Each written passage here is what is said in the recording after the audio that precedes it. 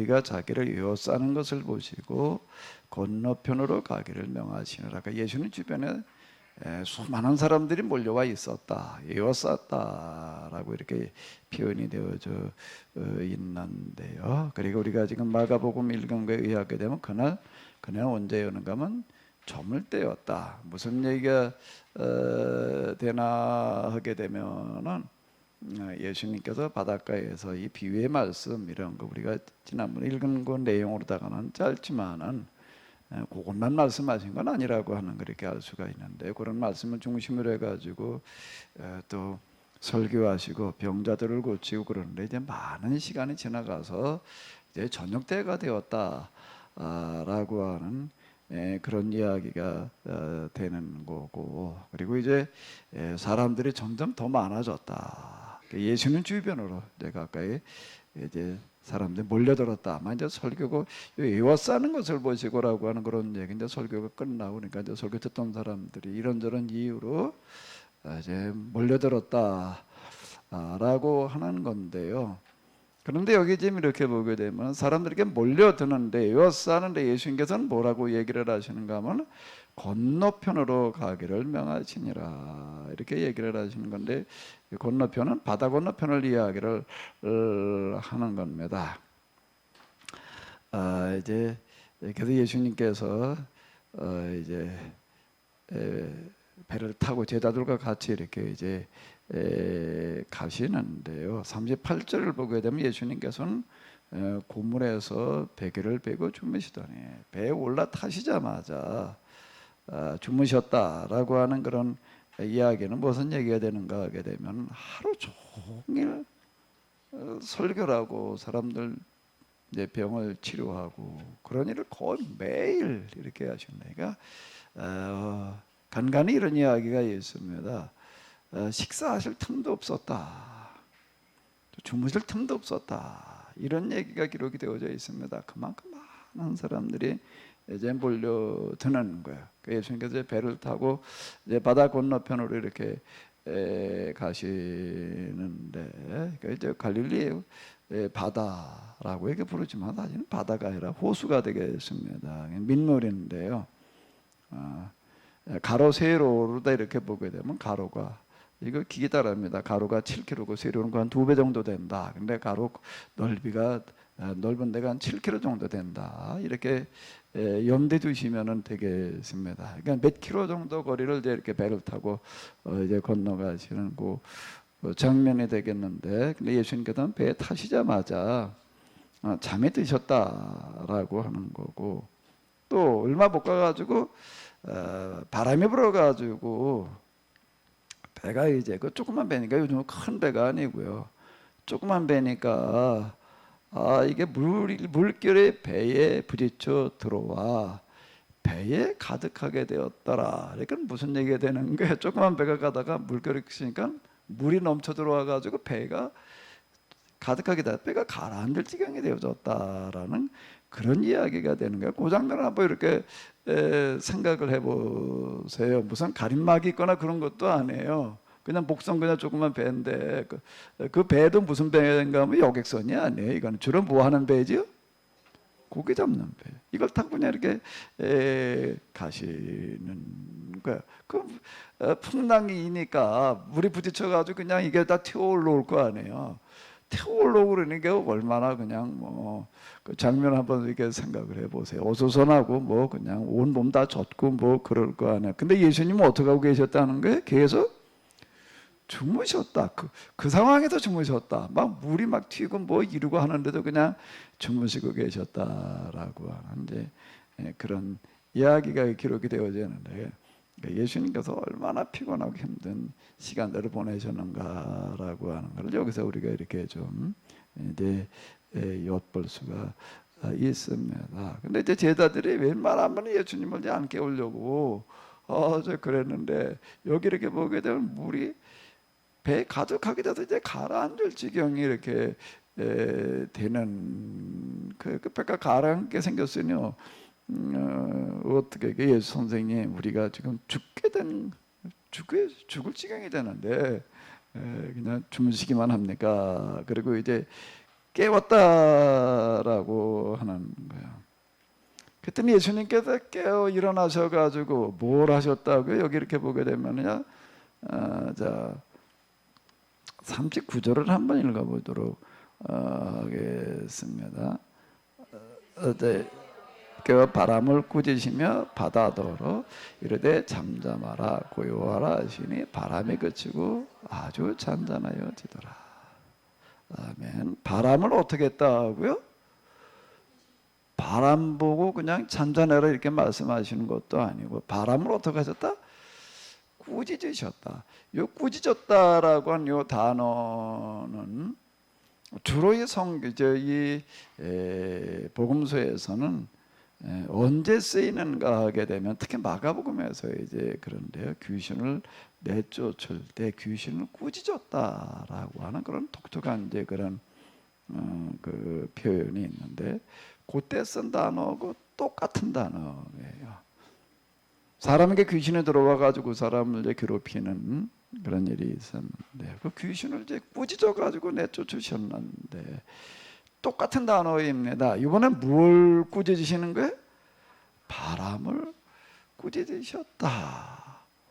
그리고 나서 바다에게 잠잠해라 고요해라 라고 했더니 그대로 되어졌다. 또 그리고 나서 예수님께서 제자들에게 뭐라고 말씀하시는가 하면, 어찌 이렇게 무서워하느냐, 너희가 어찌 믿음이 없느냐. 자, 이렇게 얘기를 하시는 거야.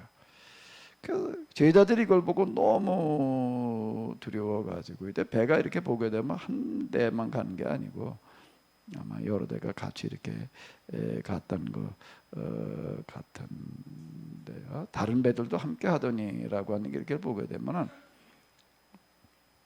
몇 척이 같이 이렇게 갔던 거 같습니다. 그 사람들이 두려워가지고 도대체 이분 어떤 분에게 바람과 바다도 순종하는가 이렇게 얘기를 했다라고 이렇게 기록이 되어져 있는데요. 자, 이걸 가지고 우리가 좀 같이 한번 생각을 해보도록 하겠습니다. 자, 이건 마태, 누가복음에 이제 다 이렇게 기록이 되어져 있습니다. 근데 다 기록이 되어져 있다라는 그런 이야기는 예수님 당시에 기록되어지는 게 아니라 최소한 수십 년이라는 것은 뭘 말하는가 하면 최소한 30년 이상을 말하는 겁니다. 30년이라는 시간은 글쎄 짧으면 짧고 길면 긴 건데요, 3년도 아니고 30년은 상당히 긴 시간입니다. 그리고 마태, 마가, 누가는 똑같은 사람이 쓰는 게 아니고 딴 사람들이 쓰는 거예요. 쓰는데 쓰는 그 여건이 다 달라요. 어떤 사람을 대상으로 쓰느냐라고 하는 것가 중요한 건데 그게 다 다릅니다. 그런데 이제 세 군데에서 거의 같이 다루고 있다라고 하는 거. 자, 그거 이제 요거를 보게 되면 좀 더 정확하게 보실 수가 있는데, 요쪽 맨 왼쪽 부분은 마태복음의 기록이고, 요 가운데 부분은 여기는 이제 마가복음의 기록이고, 여기는 누가복음의 기록이 되겠습니다. 마가복음은 아주 짧습니다. 16장까지밖에 안 되는데요. 짧은데 주로 제가 계속 말씀드린 대로 예수님의 설교 중심이 아니라 예수님께서 하신 기적들을 중심으로 기록을 해 놓는데, 여기도 지금 이렇게 여기는 마태, 여기는 마가, 누가, 여기까지가 이제 주로 그 범위가 되겠는데요. 어느 부분이 제일 많이 기록을 좀 넓어요. 그저 칸에 글씨가 작아가지고 잘 보이시지는 않겠지만 어디서 제일 많이 기록을 해놓고 있죠? 마가. 이게 마가복음의 특징이에요. 그럼 밑에 내려가서 보게 되면 이제 왜 바다 건너편으로 가자고 그랬는가 하게 되면 거기에 귀신 들린 사람이 있어서 그 사람 때문에 가시는 건데, 그 내용도 이렇게 보게 되면 제일 깁니다. 그게 이제 마가복음의 특징이에요. 그건 뭔가 여기다 그만큼 비중을 두고 기록을 하고 있다라고 하는 이제 그런 이야기가 이렇게 되겠습니다. 그게 이제 마가복음의 특징인데 지금 우리가 이제 마가복음으로 읽고 있는데요.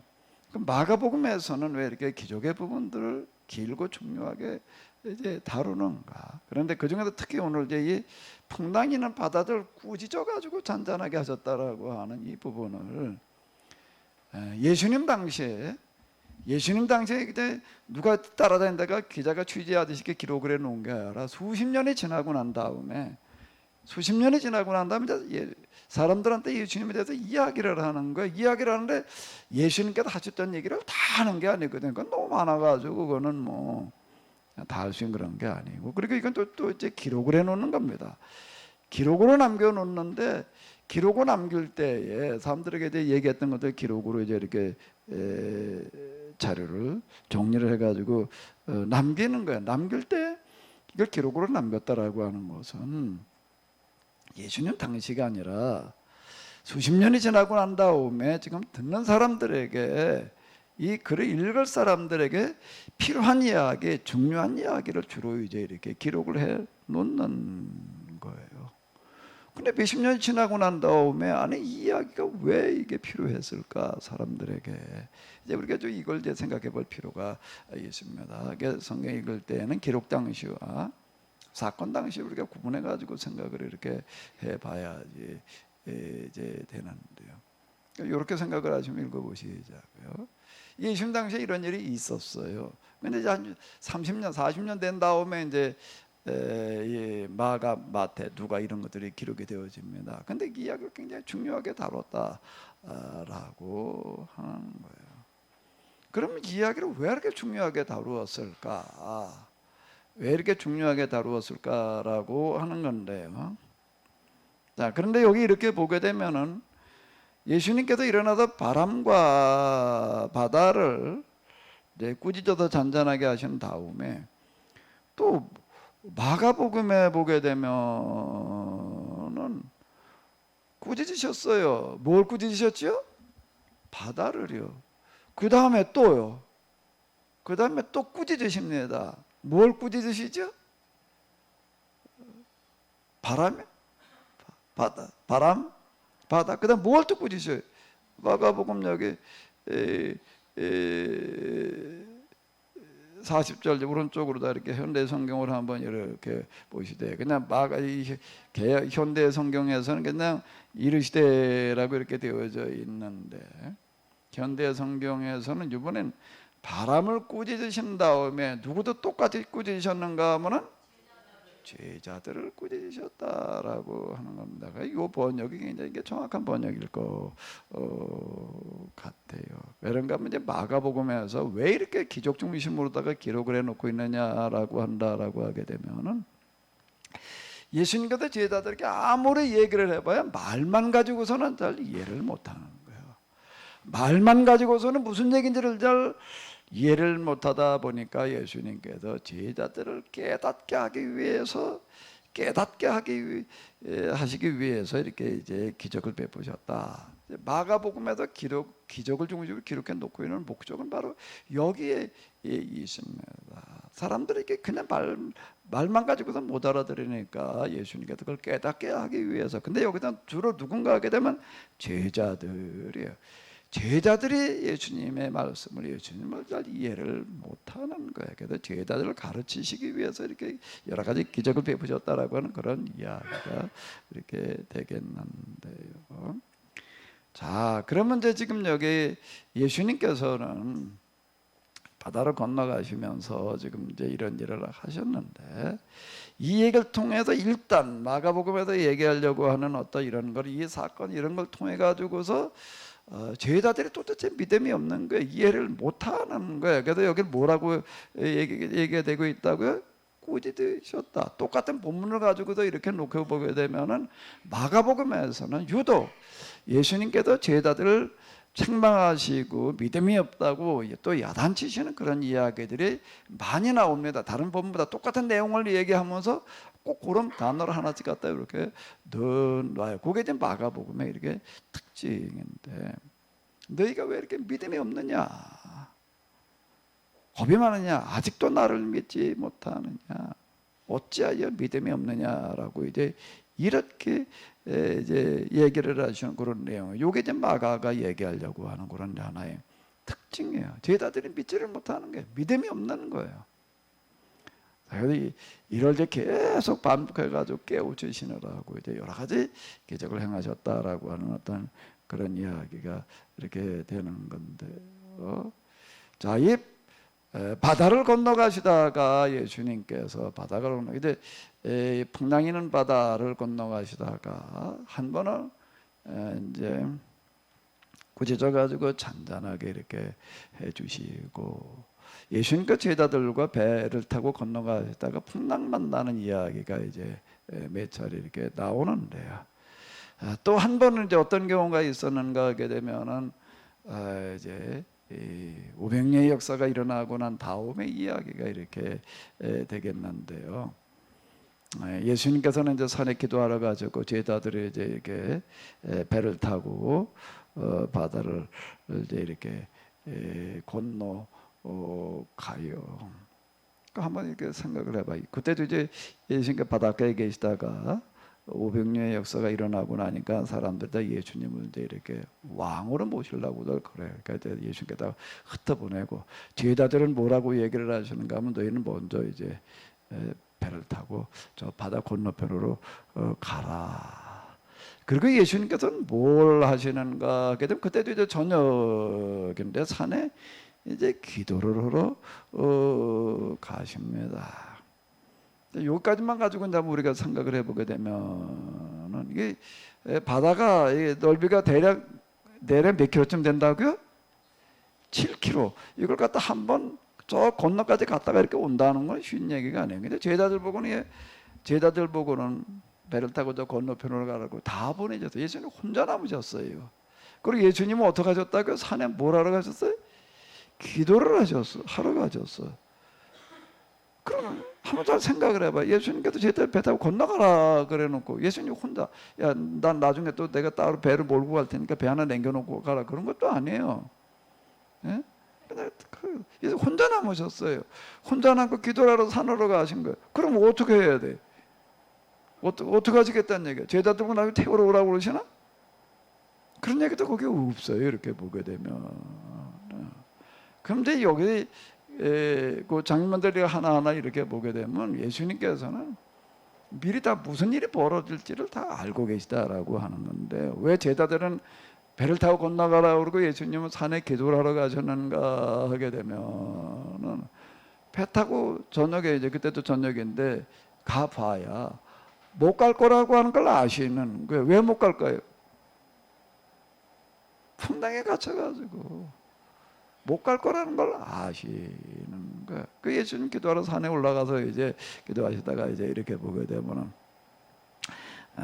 지금 산에 기도하시면서 이제 제자들이 풍랑에 갇혀가지고 밤새도록 그냥 바다에 가지도 못하고 그냥 그러고 고생하고 있으리라고 하는 거를 잘 아시는 거야. 기도하시다가 새벽녘이라고 한다면 요즘 우리로 시간을 아마 4시나 5시쯤이라고 이제 이렇게 보여지게 되는데 그 저녁에 이제 제자들이 가다가 밤새도록 배에서 그냥 고생만 이제 쭉 간 거야. 그 예수님께서 제자들에게 오시는데 어떻게 오셨다고 기록이 되어져 있죠? 배를 타고 오셨다고 그랬나요? 걸어오셨다라고 하는 겁니다. 걸어오셨다. 왜 걸어오셨을까? 왜 걸어오셨을까? 그 장면도 이렇게 보게 되면 먼저 제자를 보고 이렇게 타고 건너가라고 그래 놓고서는 근데 예수님 아시는 거예요. 네가 지금 배를 타고 이렇게 출발하지만 그때는 풍랑이 아니라서니까 가는 거예요. 밤에 풍랑이 일어나가지고 어떻게 되리라는 걸 아시는 거죠. 중간에 가지 못하고 풍랑에 갇혀 있으리라고 하는 걸 아시는 거예요. 그리고 새벽녘에 이제 그들에게 밤새도록 이제 풍랑에 갇혀가지고 오도 가도 못하고 있는 그런 위험한 지경이 있을 그때 예수님께서 걸어서 이제 오셨다. 이 장면은 또 지금 뭔가 하게 되면 예수님께서 바다가 풍랑이 불어가 일어나가지고서 지금 배가 가라앉을 지경이 되어졌는데 이번은 어떻게 하고 계시는 거죠? 한 번은 걸어오시고 이번은 어떻게 하고 계시는 거예요? 주무시고 계시는 거예요. 자, 그럼 이걸 기록해 놓는 이런 것들 이렇게 줄을 놓고 본다라고 하게 되면 예수님께서 이런 일을 통해서 뭘 하고 계시는가 하면은 제자들에게 뭔가 가르쳐 주시려고 하는 게 있다라고 하는 겁니다. 이제 그걸 기록을 해 놓은 거예요. 그럼 예수님께서는 무엇을 가르치시려고 그러셨을까요? 풍랑 있는 바다를 걸어오셨을 때는 어떻게 됐는가 하게 되면 예수님께서 이제 저 배에 올라오시니까 풍랑이 그쳤다. 라고 기록이 되어져 있습니다. 뭐 풍랑이 바다 뭐 잔잔해라 뭐 어쩌라 이런 얘기 없이 그냥 배에 올라오시니까 바다가 잔잔해지더라. 이제 이렇게 기록이 되어져 있어요. 이번에 이제 꾸짖어 가지고 잔잔하게 하셨고, 예수님께서는 배를 타고 건너가자라고 하실 때 미리 아시는 거예요. 풍랑 때문에 이제 가다가 어려움을 겪으려는 걸 아십니다. 근데 그래서 그런 걸 통해 가지고서 뭔가 가르치시려고 하는 게 있는 건데, 그 내용이 뭔가 하게 되면은 제자들에게 뭐라고 얘기를 하셨다고요? 자, 현 개정 개역으로 한번 읽어볼까요? 한번 읽어보시도록 하겠습니다. 어찌하여 이렇게 무서워하느냐? 너희가 어찌 믿음이 없느냐? 자, 여기서 예수님께서 왜 무서워하느냐? 왜 믿음? 이 믿음은 무슨 믿음일까요? 여기서 예수님께서 얘기하시는 믿음, 뭘 책망하시는가? 믿음이 없다는 거예요. 아니, 제자들에게 무슨 믿음을 요구하시는 거예요?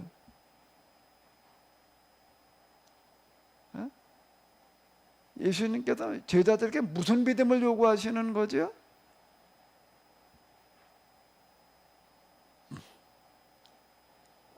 요 부분이 바로 이 본문에 얘기하려고 하는데요. 예수님께서 제자들에게 요구하시는 믿음은 무슨 믿음일까요? 그리고 이 얘기는 기록할 당시로 넘어가서 이렇게 놓고 본다라고 하게 되면, 기록할 당시에 마가도 그렇고 마태도 그렇고 누가도 그렇고, 이거 그 당시 기록할 당시 교인들에게 하는 그런 이야기예요. 이 믿음이 필요하다라고 하는 겁니다. 그럼 이 믿음은 무슨 믿음일까요? 무슨 믿음일까요? 예수님께서 기대하시는 믿음은 무슨 믿음이죠? 이제 이건 똑같이 이제 오늘 우리에게도 이제 적용될 수 있는 이야기가 되는 건데, 오늘 우리가 가져야 될 믿음이 도대체 어떤 믿음일까요? 뭘 믿어야 되는 걸까요? 하나님을 믿는다는 거, 예수님 믿는다는 게 뭘 하는 거예요? 뭘 믿는 거예요?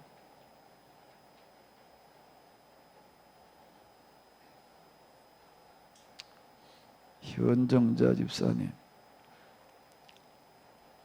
현정자 집사님은 전에 별로 대구가 고향이지요? 별로 교회 안 다녔지요?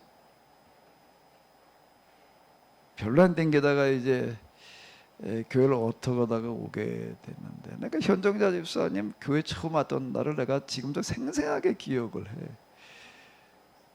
하나도 안 잊어버리고 기억을 해. 왜 그런가 하면 너무 독특해요. 너무 독특합니다.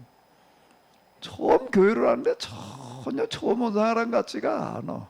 근데 교회는 동기도 왜 왔는가 하게 되면, 내가 그때 뭐 때문에 현 집사님 집에 가가지고서 뭐 어쩌고 저쩌고 좀 얘기를 하다가, 이제 우리 조병일 집사님 뭐 마음에 동했는지 뭐 이제 다음 주에 교회를 한번 오겠다 뭐 이제 그런 얘기를 하더라고요. 그러니까 현 집사님 나중에 얘기하는 거 보니까는 뭐 자기 보고 가자 소리도 안 했대나 어쨌대나 뭐 그런데 한번 그냥 따라와 봤다. 근데 우리 이제 왕국동 그때 거기 예배 드릴 때인데요, 그건 아주 옹색했어요.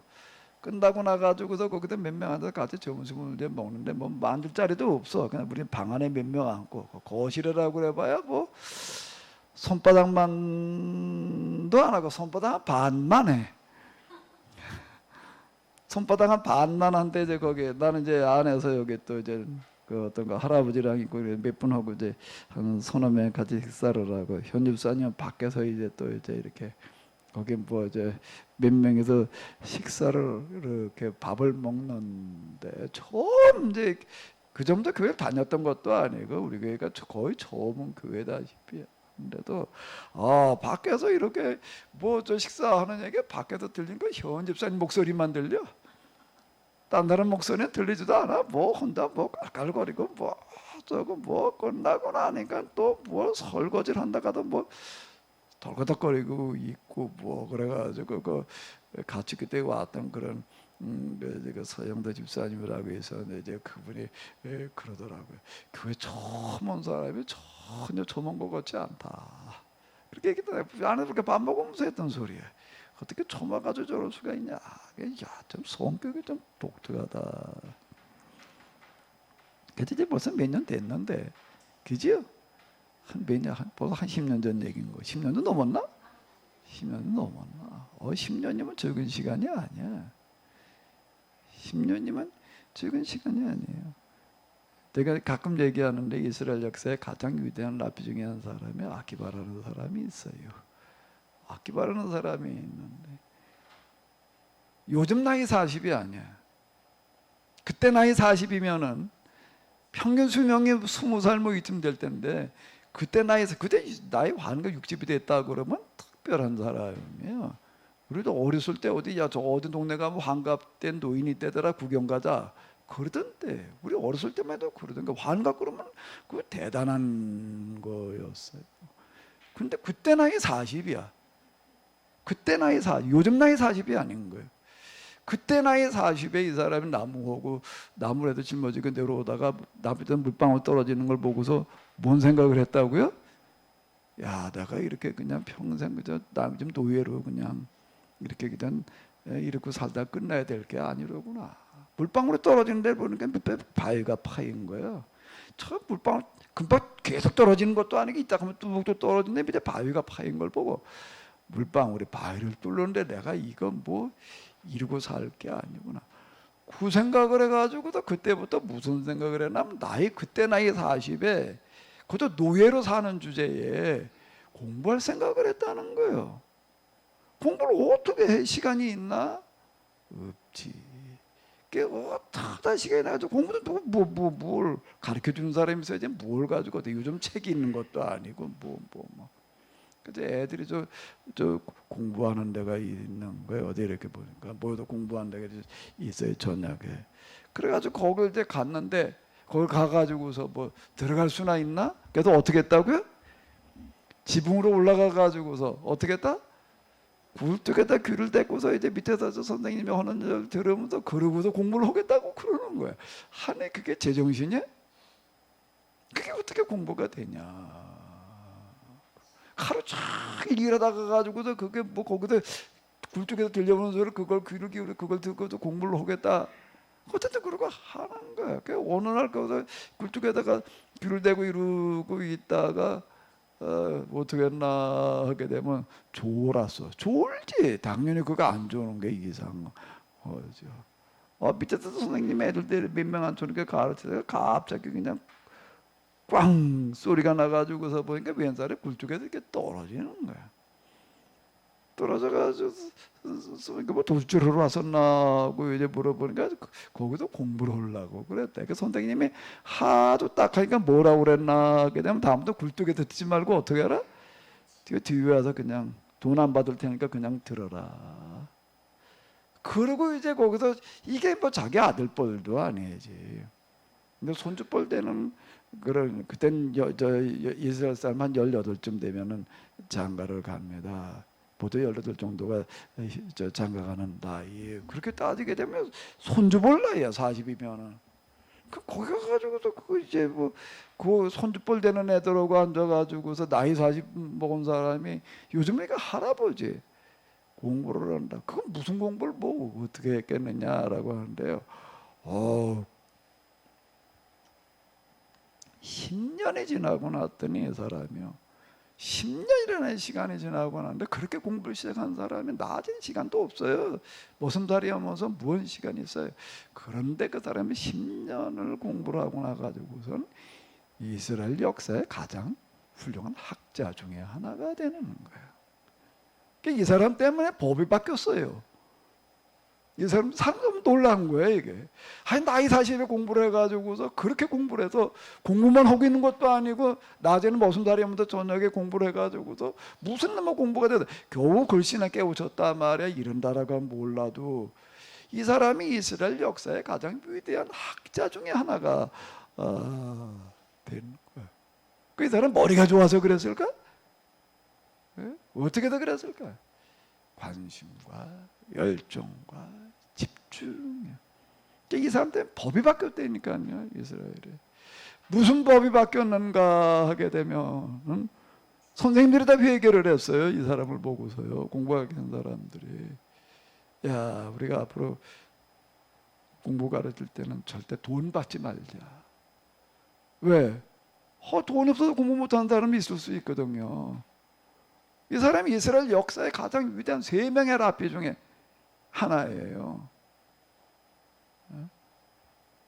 3명 중에 하나가 되는 거예요. 그 중에서도 제일 존경받는 그런 랍비가 이렇게 되는 거예요. 10년이라고 하는 게 그런 거예요. 현 집사님 10년 됐다고?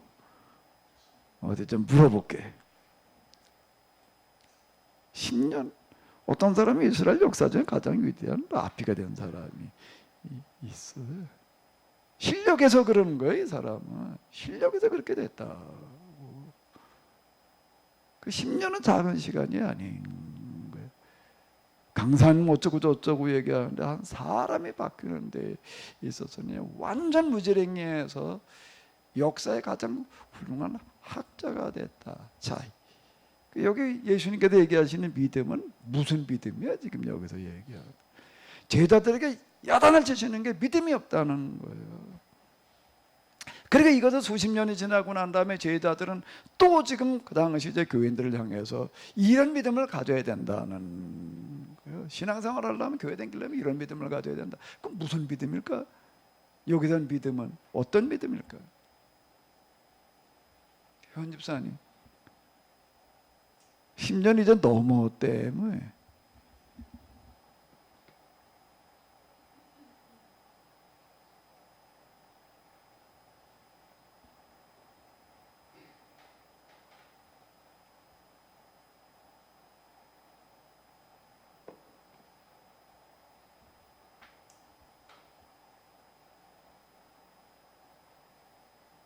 무슨 믿음이죠?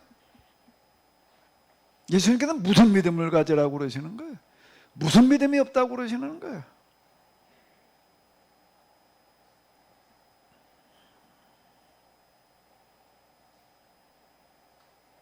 우리가 생각하는 믿음이라고 하는 것은 어떤 믿음이에요? 하나님의 계시다. 기도하면 들어주신다. 또 뭐 예수님께서 나를 위해서 십자가에서 돌아가셨다. 그래서 이 십자가 앞에 나오게 되면 우리 저희가 용서함 받는다. 예수님은 우리가 돌아가신 그리스도 구세주이시다. 뭐 이런 거. 근데 여기서 얘기하는 믿음은 무슨 믿음이야? 너희가 왜 믿음이 없냐고 야단을 치시는 거예요. 우리 감독님, 이 믿음은 어떤 믿음입니까? 이걸 가지고 뮤지컬을 만드신다면은 하나 뮤지컬 꿈이신데.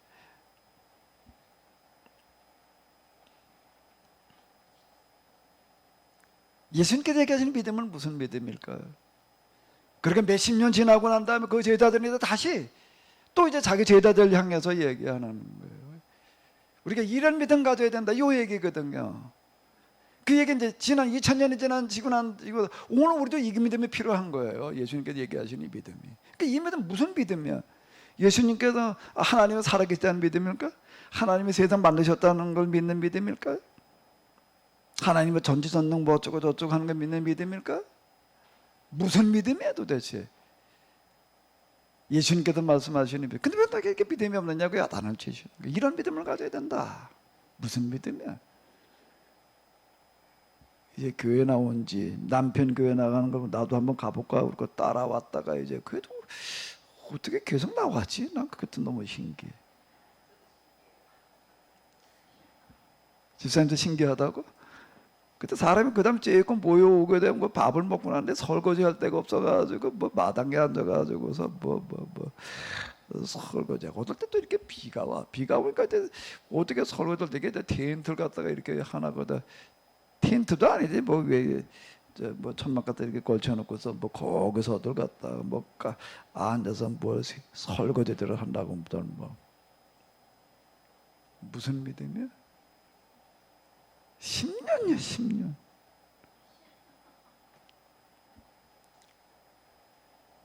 그동안 나도 들은 거 가지고 한번 얘기를 해봐요. 듣기도 10년을 들었으면 이제 좀 귀가 졸릴 때가 됐지.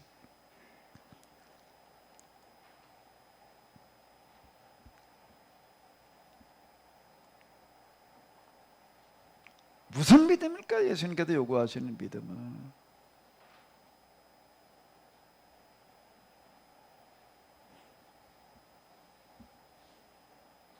그럼 예수님을 이제 한번 우리가 놓고 생각을 해봐요. 그냥 피곤해가지고 누워 주무시고 계시다가 제자리 깨고 일어나셔가지고서는 보니까 그냥 풍랑이 일고 배에는 물이 잔뜩 들어와 있고 가라앉게 생겼고 가라앉기 직전이고, 그래서 예수님께서 쓰셔가지고서 풍랑이나 바다를 향해서 꾸짖으시는 거예요. 기도하시다 보니까 제자들이 그냥 풍랑에 갇혀가지고 오죽하지도 못하고 그냥 그러고 있는 걸 보고서는 어떡하시는가, 바다를 그냥 걸어가시는 거예요. 그 뭐 배가 있나 뭐있나 어떻게 가, 걸어가는 수밖에 없지 뭐. 히엄을 치거나 뭐 걸어가거나. 풍랑인 바다를 걸어오시는 거예요. 풍랑인 바다 걸어오신 예수님의 모습이 어땠을까? 어땠을까요? 온 몸이 그냥 풍랑이 치니까 그냥 파도가 치니까 다 젖어가지고 그냥 물에 빠졌다 나온 것처럼 다 젖었을까? 여러분 한번 생각을 해봐봐요. 그냥 대충 그런가 보다 하고 넘어가니까 그러는데요. 풍랑의 바다를 걸으시는 것도 기적이지만은요, 모두 또 그 못지않은 기적일까요? 거기서 그냥 완전 뭐 머리부터 발까지 다 그냥 물에 빠진 것처럼 젖으셨을까? 그런 모습으로 걸어가고 계실까?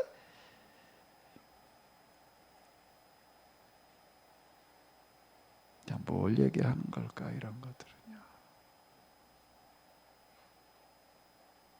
그러면서 말씀하시는 건 너에게 믿음이 뭐만큼만 있으면은 겨자씨 하늘만큼만 있다라고 한다면은, 풍랑 있는 바다를 잔잔하게 하는 것, 풍랑 있는 바다를 걸어가는 것 뿐만 아니라 산을 들어서 어디로 옮기려는 거예요? 바다로 옮기려는 거예요. 뽕나무를 향하여서 뭐라고 명령을 하면은 너 여기 살지 말고 어디가 살아? 저 바다에 가서 살아라. 그러면 뽕나무가 바다 가서 산다는 거예요. 아니 바다에서 뽕나무가 어디, 뽕나무는 저 바다 생물이나 살지 어떻게 거기서 사냐고요. 뽕나무 이런 들에서나 사는 거지. 뽕나무는 저 여기 호수에다 갖다 심어놔도 죽어요. 거기서 사는 건, 보드나무는 물속에서도 살지만은요, 뽕나무는 불에 잠기면 죽는 거예요. 근데 바다에다 갖다 심어놓고 뽕나무로 살아라? 이게 어떻게 되는 얘기야? 그러니까 뽕나무를 캐다 옮겨 심는 것도 뽕나무 보고 뭐라고 얘기를 하나, 너 저쪽으로 이사가 그러면 이게 이사간대. 그 성경에 나오는 뽕나무하고 우리나라 뽕나무하고 같은 건지 내가 잘 모르겠는데요. 우리나라도 뽕나무라는 나무가 있습니다. 뽕나무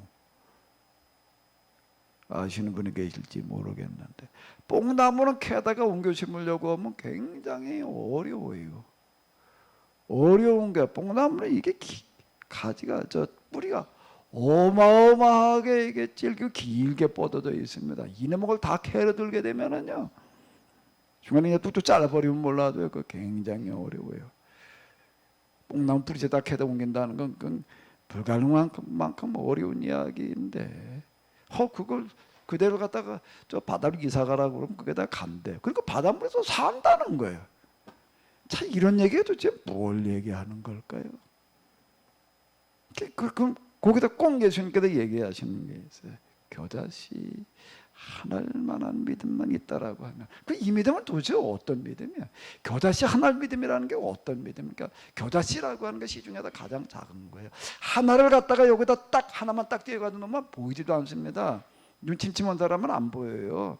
이렇게 모아다 놓으면 겨자씨인가 그러고 쳐다보지만은 여기다 하나를 딱 갖다 놓으면은요, 보려고 해도 없어. 아무리 봐도 없어요. 왜 없을까요? 코끼리 날아가. 그게 한 알이에요. 근데 그 한 알만큼의, 그러니까 무슨 얘기? 가장 작은 걸 말하는 거예요. 가장 작은 믿음 하나만 가지고 있다. 큰 믿음 얘기할 것도 없고. 그럼 이런 일이 될 거라는 거예요. 풍랑 있는 바다가 잔잔해진다는 겁니다. 산을 들어서 바다를 옮기라고 해도 옮겨진다는 거예요. 바다 위를 걸어 가시는 거예요. 베드로가 보고서, 베드로도 재밌는 사람인 것 같아요. 다른 제자들은 밤중에 그냥 밤새들 고생하다가 이제 새벽녘이니까 이제 오순풀이하는데, 웬 사람이 바다 위를 걸어오니까 유령이 왔나 보다 하고 그냥 놀래가지고 그러고 하다가, 야, 유령이 아니라 나다. 예수님께서 이제 걸어오시는 거예요. 다른 제자들은 진짠가 아닌가 다 그런 게, 예수님 진짜 예수님이시라면 보니까 걸어오고 계시다. 나도 좀 걷게 해주십시오. 또 이러고 나와 또. 그러니까 한번 걸어봐라. 그때 걸어 파도가 밀려오니까 겁이 나니까 빠졌다. 왜 두려워했느냐라고 해서 손을 붙들어서 이제 같이 걸어오셨다라고 이렇게 얘기가 되어져 있는. 자, 이런 이야기는 뭘 말하려고 하는 걸까요? 뭘 말하려고 하는 거죠? 겨자씨 하나님 믿음이라는 게 뭘 말하는 걸까? 너희가 어찌 이렇게 무서워하느냐? 너희가 어찌 믿음이 없느냐? 무슨 믿음이야? 이 믿음은 무슨 믿음이지요? 이 믿음은 무슨 믿음이지요?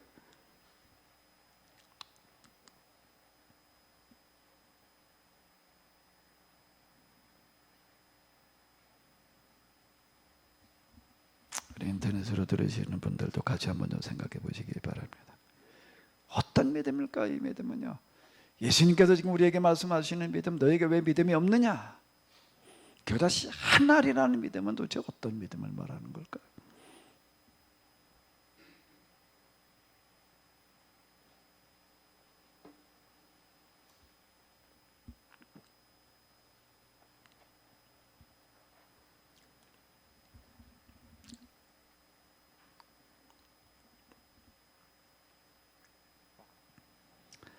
조금 이제 어려운 얘기인지 모르겠는데요. 조금 내가 이제 이런 걸 도움을 드리기 위해서 좀 이제 말씀을 드린다라고 하게 되면은, 현대 가장 큰 영향을 주는 사상가, 가장 큰 영향을 준 사상가를 꼽으라 그러면 일단 칸트를 빼놓을 수가 없습니다. 이 사람은 뭐 이제 철학자인데, 어쨌든 이 사람의 영향이라고 하는 건 너무 커요. 케니스 베르그라고 하는데 이렇게 이제 살았는데, 그 독일어 발음해 보면 베르그라고 하는 게 많이 나오는데, 그 베르그라고 하는 건 이제 성이에요, 성. 캐슬 성인데, 그게 독일어로 베르그 이제 하이델베르그, 케니스 베르그. 옛날 그 이제 성이 있는 게 성 이름이에요. 이제 거기 살았는데, 이 사람은 결혼을 하기는 했는데 뭐하고 결혼을 했냐면 철학하고 결혼을 했어요. 철학하고 결혼해가지고 평생 혼자 살았어요. 근데 공부하는 게 이 사람의 그냥 결혼 삶이야. 이 사람은 얼마나 규칙적인 사람이었는지, 정확하게 그저 이렇게 산책을 하는데 산책 코스도 정해져 있고, 시간이 얼마나 정확했나 하게 되면은 이 사람의 산책하는 그걸 보고도, 이 사람이 몇 시에 나와가지고 여기 지나갈 때는 몇 분이고 저기 지나갈 때는 몇 분이고, 이게 너무 정확해가지고서 그걸 보고서 옛날에 어떻게는 시계를 맞췄대. 근데 정확했대. 그게 좀 몇 시, 요 사람이 여기 지나갈 때는 몇 분, 저기 지나갈 때는, 이게 그게 그렇게 정확하고 규칙적으로 사는 거야. 평생 그러고 아주 규칙적으로 살아요. 그리고 이 사람은 케니스 베르그에서 태어나가지고서 죽을 때까지 거기서 죽었는데, 죽을 때까지 케니스 베르그 그 도시를 바깥에 나가본 적이 없다는 거예요. 그 안에만 살았던 그런 사람, 이런 독특한 사람입니다. 그런데 이 사람이 이제 현대 가장 큰 영향을 주는 그런 사상가가 됐어요. 맨날 그냥 공부만 했으니까 이제 그렇게 되는 건데. 자, 이 사람이 이제 그 쓴 아주 유명한 책 가운데 선수 이성 비판이라는 이름을 아마 다 아실 거예요. 그 책에서 선수 이성 비판도 지금 뭘 하려고 하는 게, 사람이 어떻게 지식이라고 하는 걸 가질 수 있느냐, 인식론이라고 이제 그러는데요. 거기 주로 이제 관심 가지고 다루는 게 이제 인식론이라는 게 어떻게 더 사람의 참 지식에 이를 수 있느냐. 이제 이거를 이제 다루는 거고, 진짜 참 지식이라는 게 뭐냐. 또 이제 이런 걸 거기서 이제 다루는 어떤 이런 건데요. 근데 이 사람 이제 인식, 사람이 어떻게 지식을 가질 수 있느냐라고 하는 것 가운데에서 뭐 이거 오감을 통해서 뭐 어쩌고 저쩌고 그 다음에 그걸 가지고 그걸 이제 감성이라고 그럽니다. 그 감성을 가지고 그다음에 이제 오성이라고 그래. 이제 감성, 오성, 이성 뭐 이런 식으로 해가지고 주로 이제 거기서 지식이 어떻게 이제 사람에게 만들어지냐 이런 것들 설명해 나가고 뭐 이제 그러는데요. 근데 뭘 얘기를 하라는가 하면 사람에게는 감성, 오성, 이성 이런 거 말고 본래부터 그냥 태어날 때부터 가지고 나오는 지식이라는 게 있다는 거예요. 태어날 때부터 누구나 가지고 태어나는 지식이 있다. 이제 이걸 얘기를 합니다. 쭉 여러 가지가 이런 게 보니까 이제 그런 거 그걸 뭐라고 그러는지 기득관념. 기득관념 태어날 때부터 가지고 나온 지식이라는 게 있다라고 하는 게 아프리오리 이제 이렇게 얘기를 하는데 타고난 기득관념이라는 게 있다라고 하는 겁니다. 이제 지식에 이렇게 도달을 하게 되니까 지식 가운데서 이렇게 보게 되면 뭐가 있는가 하게 되면 누구나 모든 사람들이 어느 누구든지 거부하지 못하고 다 받아들이고 그대로 따를 수밖에 없는 게 있다라고 하는 거예요. 난 이게 중요하다, 난 저게 중요하다 이렇게 사람마다 다 다르지요. 그런데 뭐가 있는가 하면 그 중에서 이거는 뭐 너한테 그게 중요하고 너한테 그게 중요하고 그게 아니라 누구에게나 가장 중요할 수밖에 없는 게 있다라고 하는 거예요. 그 정해진 거예요. 그거는 정언 명령, 절대 명령 이렇게 이야기를 하는데 기득관념도 얘기를 하고 정언 명령이라고 하는 것도 이렇게 이야기를 합니다. 정언 명령이라는 건 어떻게 하느냐? 그건 뭐 감성을 통해 가지고 오성, 이성 작용을 통해서 그게 아니라 그냥 누구나 그거는 인정할 수밖에 없는. 그건 뭐 공부를 좀 많이 한 사람, 못한 사람, 덜한 사람, 뭐 머리가 좋은 사람, 나쁜 사람 이것도 아닐 것도 없지. 그냥 누구나가 그건 다 인정할 수밖에 없는 어떤 그런 거라는 게 있다. 근데 최고의 가치에 이제 최고의 이념 이런 것들이 되는 건데 그런 거라는 게 있다라고 하는 거예요. 그 사람이 어떻게 살아야 되느냐라고 한다면 그 정언 명령을 따라 지키는 삶을 살아야 돼. 예를 들자면 이런 거예요. 사람 죽이면 안 된다, 살인하면 안 된다라고 하는 거는 그거는 무얼 공부를 해가지고서 오감으로 어쩌고 저쩌고 뭐 이런 게 아니라 그건 타고나는 거 누구나 그건 알 수 있는 거라는 거예요. 이렇게 얘기하면 쉬운데 그걸 이제 조금 어렵게 얘기를 해놓으니까 이제 그런 건데요. 더 어려운 것들을 설명하려고 하니까 이제 그렇게 나아가는 어떤 이제 이런 겁니다. 누구나 그건 인정할 수밖에 없는 태어날 때부터 아는 거예요. 당연히 그래야 된다는 거예요. 그거에 따라 우리가 살아야 된다. 자, 이렇게 얘기를 하는 건데요. 그런 글이 세상에 있다라고 하는 겁니다. 근데 그걸 따라서 사는 사람도 있고 안 사는 사람도 있어요. 그럼 어떻게 해야 되느냐?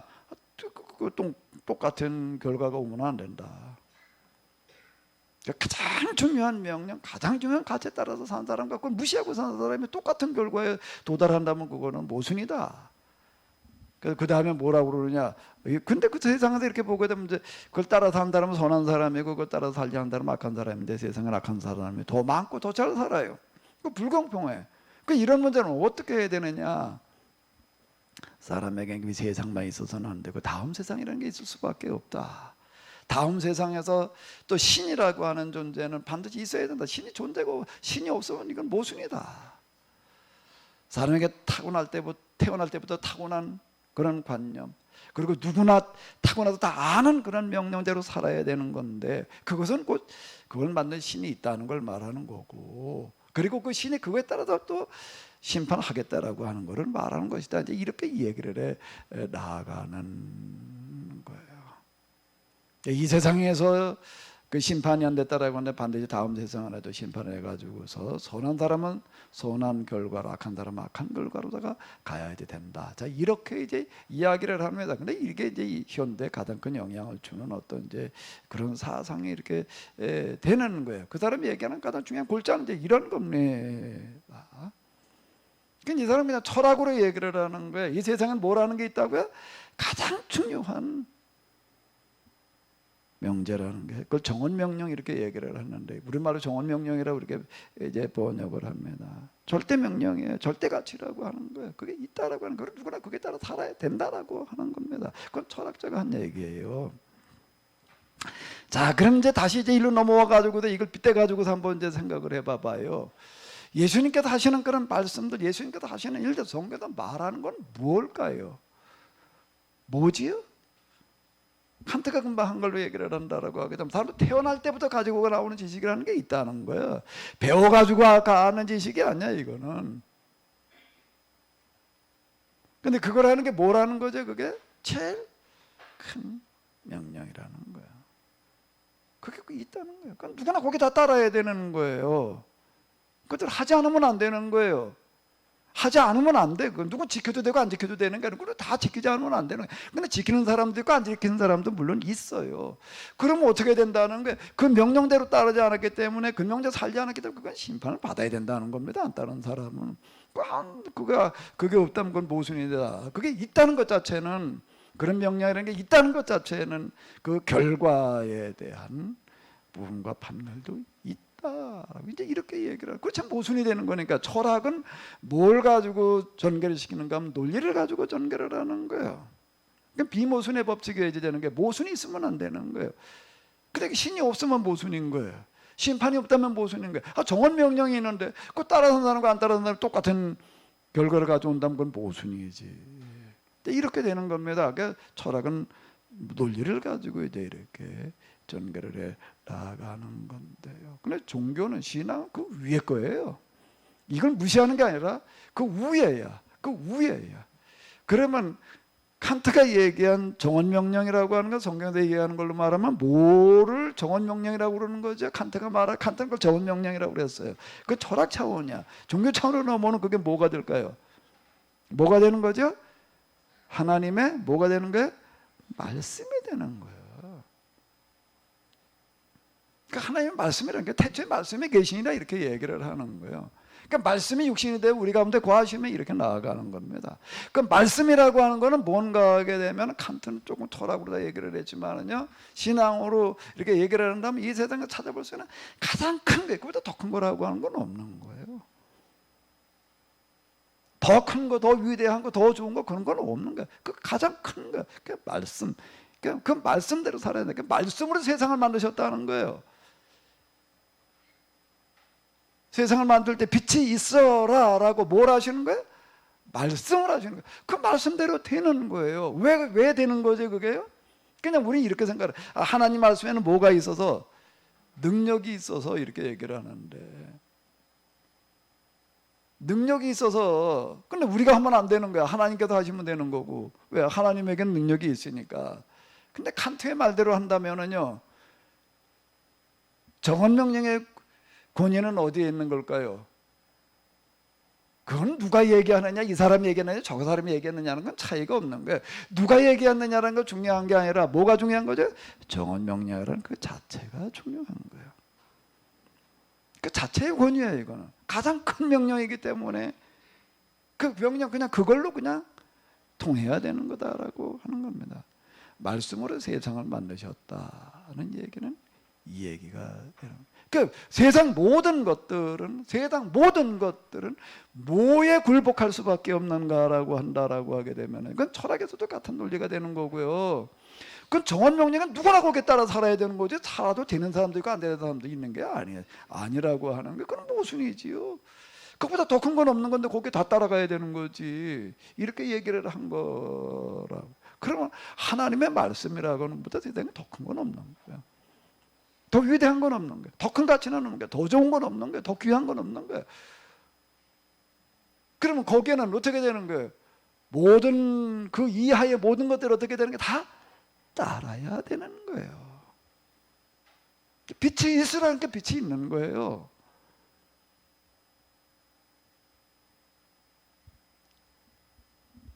거기는 뭐 다른 어떤 게 있을 수가 없다라고 하는 겁니다. 근데 예수님은 누구십니까? 그 말씀이 바로 육신이 되신 분이시라고 하는 거예요. 그 예수님께서 말씀하시는 거, 예수님께서 지금 하시는 거는 뭐가 되는가 하면 가장 큰 거예요. 그거보다 더 큰 가치라고 하는 건 없는 거예요. 가장 위대한 거, 뭐 가장 좋은 거, 가장 큰 거, 뭐 또 무슨 단어가 있지? 어쨌든 그거 다 갖다 붙여놔도 되는 거예요. 그냥 다 갖다 붙여놔도 모자라. 사람의 말로 얘기할 수 있는 게 다 갖다 붙여놔도 모자라는. 그 오늘 우리가 하나님을 믿는다, 예수를 믿는다, 교회 다닌다라고 하는 건 뭘 말하는 걸까요? 뭘 말하는 거죠? 뭘 하는 거예요? 이제 10년 넘은 회인 집사님. 첫날부터 와가지고 설거지하고서는 그 다음부터 그냥 맨날 설거지하러 교회를 오는 건지 설거지를 하러 오는 건지 밥을 먹으러 오는 건지 난 잘 모르겠더라고. 그거 뭐 싫어하지 않고 그래도 뭐 그러고 그냥 그 옹색한 데로 와가지고서 그러고 했는데, 하나님을 믿는다는 건 뭘 믿는 걸 말하는 거죠? 이 세상에서 내가 선택할 수 있는 가장 큰 걸 선택한 거예요. 누구나 선택해야 되는 거예요. 하지 않으면 안 되는 거를 선택을 한 거예요. 그분을 믿는다는 거는 그걸 믿는 거예요. 그 가치를 내가 따르는 거를 말하는 거예요.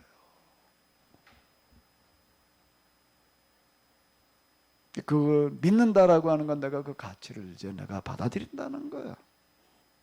내가 인정하는 거예요. 내가 받아들이는 거예요. 그러면 그 다음은 어떻게 된다는 거예요? 그 다음엔 어떻게 된다는 거죠?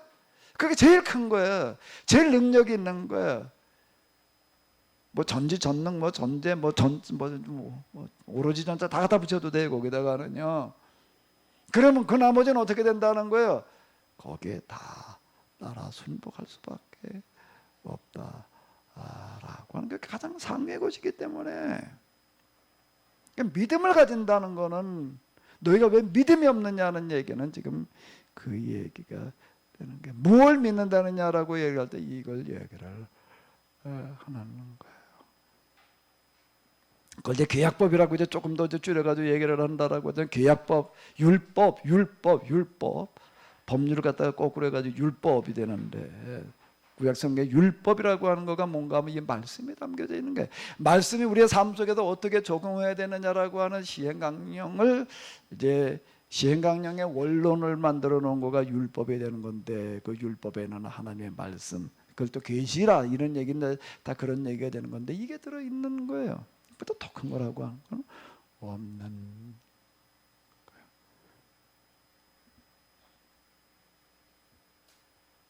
내가 왜 믿음이 없느냐? 야단은 치셨다, 굳이 치셨다라고 하는 그런 얘기는, 예수님을 따른다라고 하는 것이 그저 허래는 대로 나온다 그런 얘기가 아니라, 예수님께서 가지셨다는 가장 큰 이상과 가치를 내가 같이 공유하는 거예요. 그럼 어떻게 되는 거라고요? 그 나머지는 여기에 따라오는 거예요. 아멘? 그 나머지는 어떻게 한다고요? 따라와. 어떤 큰 부자가 있었어요. 어떤 큰 부자가 있었는데 이제 사람이 죽을 때가 됐는데 걱정이, 이 재산을 이거를 내 자식에게 남겨줘야 되나. 근데 자식을 이렇게 보니까 이게 아직 나이가 어려가지고 이게 재산을 아들은 하나밖에 없는데 이 자식한테 재산을 남겨줘 봐야 이게 관리가 안 되겠어. 이제 2, 3년 이놈 좀 와서 다 쏘개먹고 다 뜯어가게 생겼고,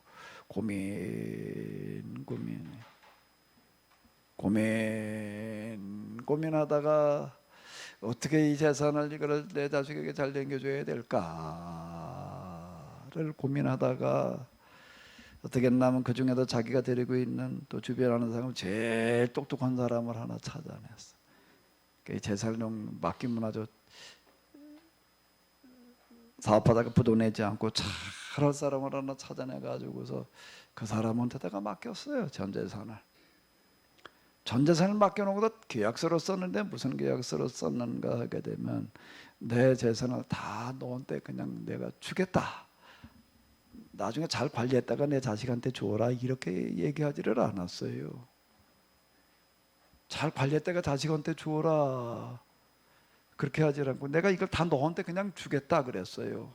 이제부터 다 네 거다, 재산 다 남겨줬어, 명의변경 다 해줬어. 그리고 딱 거기다가 계약서를 하나 써놨는데, 뭐라고 써놨는가 하게 되면, 네가 다 가지고 있다가, 다 네 걸로 가지고 있다가 나중에 내 아들이 몇 살 되걸랑 그때 내 아들이 너한테 달라고 하는 거 딱 한 가지만 줘라. 그렇게 계약을 써놨어요. 그리고 죽었다고요. 이 주인은 뭘 한 거지? 아니에요. 여러분들 같은 믿을 만한 사람들, 야, 너 잘 관리하기다 나중에 부자식한테 남겨줘 이렇게 얘기하는 거고, 너 다 가져. 그리고 나중에 하나만 내 아들한테 줘. 왜 내가 관리하다가라고 하지를 않았을까요? 그렇게 제대로 관리가 안 돼. 왜? 틀림없이 지껏 빼돌려 놓을 것 같으니까 그건 안 돼. 그러니까 다 가족을 빼돌리고 다 지고 또 없지. 뭐 다 내 건데 어떻게 빼돌리고 말고 그게 뭐 있나? 근데 하나만 이렇게 얘기를 해놔. 그렇게 뭐 아들한테 나중에도 너 뭐 어떻게 해라 또 따로 무슨 비밀 문서 남겨놓지도 않고 그냥 죽었다고요. 죽었어요. 이제 나중에 자식이 이제 좀 컸어요. 이제 몇 살 돼가지고 계약서를 그거 계약서 이외에 아무것도 안 남겨놓은 거예요. 자식이 나중에 이제 이렇게 보니까 자기 아버지가 많은 재산을 가지고 있다가 종한테 다 주고서는 하나만 달라고 그래라. 하나만 달라고 그래라. 그 아들이 곰곰이 생각을 해보는 게 하나는 뭐야 하나만 아버지는 왜 그 중에도 그 많은 것 중에도 왜 몇 개도 아닌 거 하나만 가지라고 그랬을까? 곰곰이 생각을 해봤어요. 그 아버지는 또 아버지대로 뭘 생각을 하는가 하면 아무리 자식한테 재산을 많이 물려줘도 이거 관리할 만한 놈이 못 되면 제대로 관리도 못할 거고, 네가 나중에 진짜 이걸 관리할 만한 그런 수준이 되면은 네가 네 거 되는 거고 아니면 할 수 없다. 그렇게 얘기를 하는 건데, 그 아버지는 기대하는 거야. 네가 나중에 내가 말한 게 무슨 뜻인지를 좀 알 수 있기를 기대하고 이제 그렇게 해놓은 거야. 그러니까 아들이 그래서 곰곰이 생각을 하다가 이제 나이가 돼가지고서 이제 계약대로 하는 거야. 하나만 선택을 해야 되는 거예요. 뭘 선택을 해야 될까? 뭘 선택을 했다고요? 나는 너를 선택하겠다 그랬어요. 그럼 그 사람 거 다 뭐가 되는 거예요? 어디 나오는 얘기인가? 탈무드에 나오는 얘기예요. 탈무드에 나오는 얘기예요. 왜 믿음이 없느냐? 내게 겨자씨만한 믿음이라고 하는 거가 있다라고 하면이라고 하는 건 뭔가? 내가 정말로 가장 큰 거, 가장 높은 거, 뭐 기타 등등 가장 이렇게 다 갖다 붙여도 되는 절대, 한마디로는 절대 가치, 절대 기준이라고 하는 거를 내가 가지고 있다라고 한다고 하게 되면은 그거에 이 세상에 따르지 않을 게 없다. 그게 하나님의 권위라고 하는 겁니다. 하나님의 권위는 가장 큰 것의 권위. 뭐에 큰 건가 하면 능력이 어쩌고 저쩌고 이렇게 물을 수 있는 게 아니라 가장 큰 절대. 그 뒤에는 뭐가 하나 붙어야 될까요? 여러 가지가 다 붙을 수 있는데 뭐죠? 가치예요. 절대 가치, 가장 큰 가치 속에 세상 모든 게 다 포함이 된다라고 하는 겁니다. 그 믿음을 가지라는 거예요. 그 믿음을 가지게 되면 이 세상에 풍랑이라고 하는 거가 문제가 아니라는 거예요. 산을 옮기는 게 문제가 아니라고 하는 거예요. 이 가치를 가지게 되면은 그 가치라고 하는 거, 가치의 권위 때문에, 가치 때문에 그게 된다라고 하는 겁니다. 그게 신앙이라는 거예요.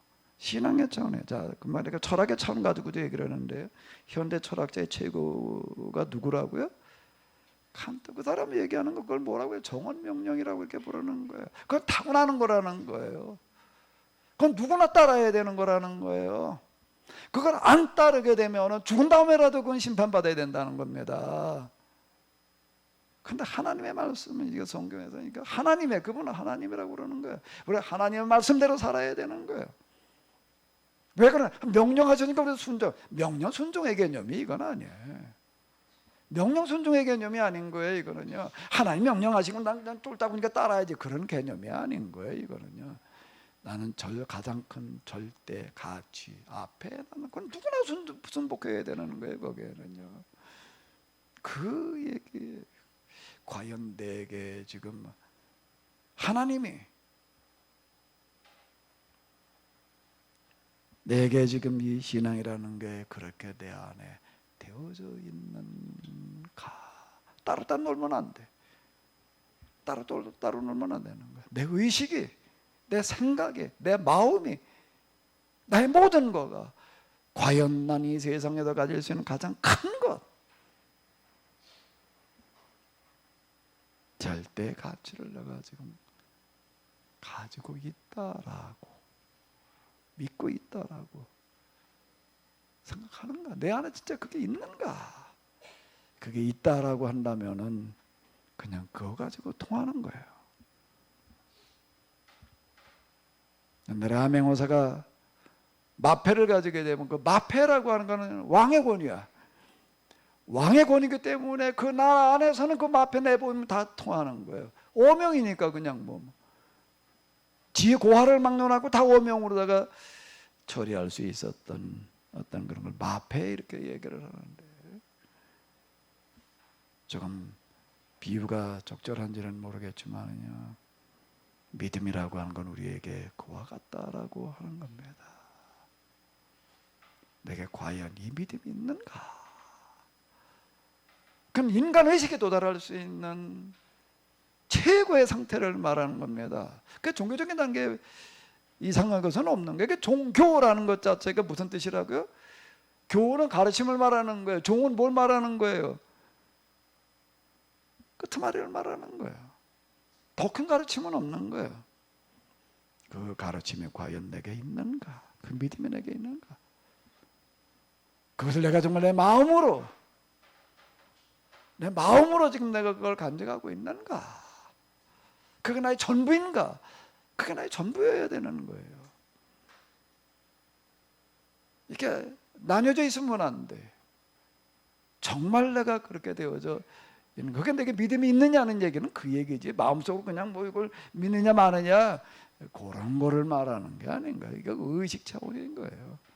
그건 잠재 의식이어야 돼. 이거는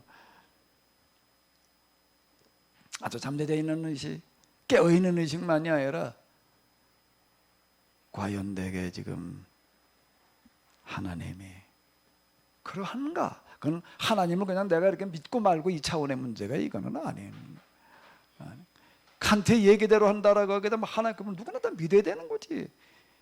믿지 않으면 안 되는 거지. 그게 절대 명령, 정언 명령 이렇게 얘기를 하는 거. 그건 누구나 거기에 따라가야 되는 거예요. 그러니까 이거 타고난 거예요, 그거는. 하나님의 말씀은 우리에게 그와 같습니다.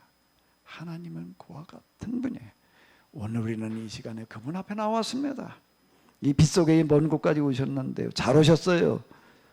선택을 아주 지혜로운 선택을 하셨어요. 여러분들이 지금 여기 나와 앉아있는 이거보다 더 큰 선택이라고 하는 건 세상에 있을 수 없는 거예요. 이게 우리가 신앙생활이 제대로 안 되다 보니까 그냥 이 모양이 돼가지고도 그런 거지요. 이거보다 더 큰 선택이라고 하는 건 없는 겁니다.